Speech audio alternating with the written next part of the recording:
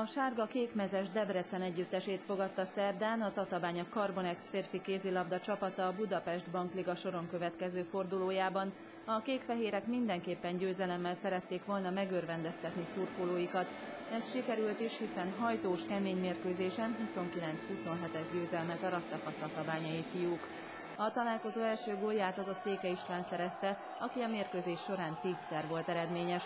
Ebből az első játékrészben 8 gólt szerzett. A szélső vezetésével 14-9-es eredmény alakult ki az első félidő végére. A második játékrészben már nem volt ilyen egyértelmű a helyzet. A tatabányai fiúk nemhogy tovább növelték volna az előnyüket, a vendégek zárkóztak fel percről percre. A második félidő 10. percében 18-15-nél Debre Viktor időt kért. Talán a lehető legrosszabbkor, a mérkőzés vége előtt alig 3 perccel tudott egyenlíteni a DKS-e. A 29-27-es végeredmény Székely 10. góljával és Ivo Diaz utolsó másodpercben szerzett találatával alakult ki. Székely István 10, Kocsis Csaba és Halász Máté 7-7 gólig jutottak.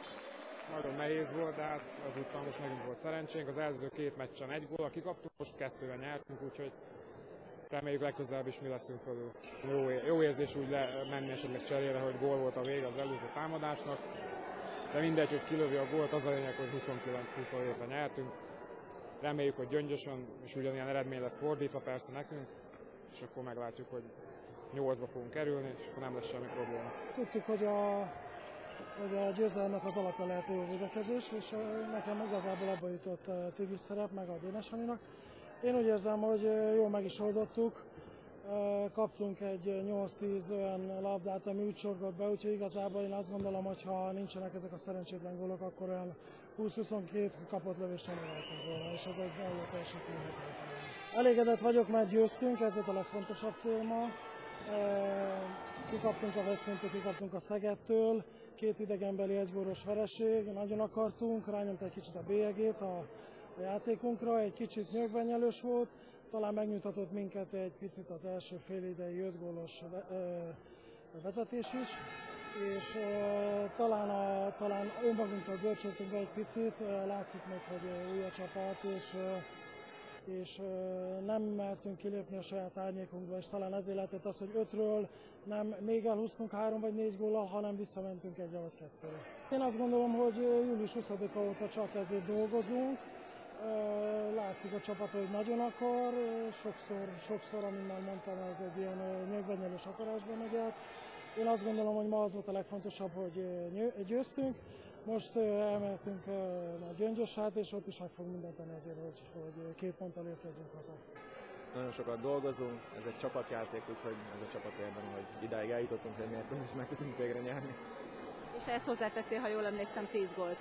Ma így sikerült, ma nekem, holnap másnak. Hál' Istennek ma ugyanis úgy érzem, hogy minden összejött. Nagyon örülök, hogy segítségére tudtam menni a csapatnak.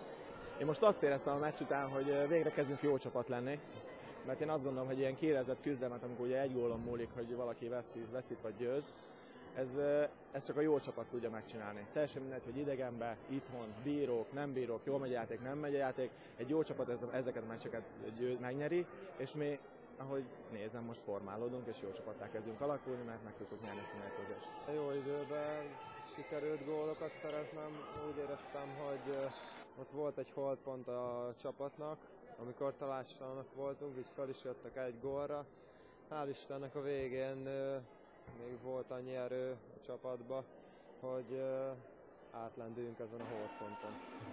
Voltak hibák, de az a lényeg, hogy itt maradt a 2 pont. Mennyire ad lendületet nektek ez a megszerzett 2 pont és ez az első megszerzett győzelem? Hát én nagyon-nagyon remélem, hogy ez elindítja a csapatot egy olyan úton, ami a sikerhez vezet a végén. A lényeg, hogy a csapat nyertünk, és nagyon szüksége volt ez a győzelem, mert már az 5. forduló már járunk, és nagyon-nagyon fontos volt nekünk ez a 2 pont. Úgy gondolom, hogy még jobban kellene játszani. Úgy volt, ami 5 gólt veszettünk, és volt 2 vagy 3 kíván benne, ami javítanunk kell, de általában elégedett vagyok. Végre megvan az első győzelem. Azt mondják, hogy mindig az első a legnehezebb, hát végre megvolt, hát megszenvedtünk érte. Hát ez a mérkőzés ugyanolyan volt, mint a másik kettő, tehát küzdöttünk, hajtottunk, van amikor nagyon játszunk, van amikor nagyon rosszul, de az a különbség, hogy nyertünk 2 pontot, és hát végül is 2 ponttal beljebb vagyunk, ami nagyon fontos, és hát örülünk neki, mert úgy érzem, hogy ez egy kezdet.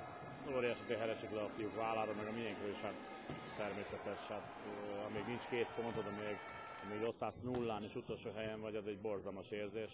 Mondjuk én itt Magyarországon is nem értem át, de Spanyolországba átjöttem egyszer-kétszer, és óriási teher van a játékosokon, már a kés megáll a levegőbe, úgy is mondhatnám. Tehát nem tudunk mosolyogni, nem tudunk örülni semminek, és hát szerintem ez most már is fölöldjön. Más lesz a munka, más lesz így a fiúkat kezelni, hogy most már végre van sikerélmény?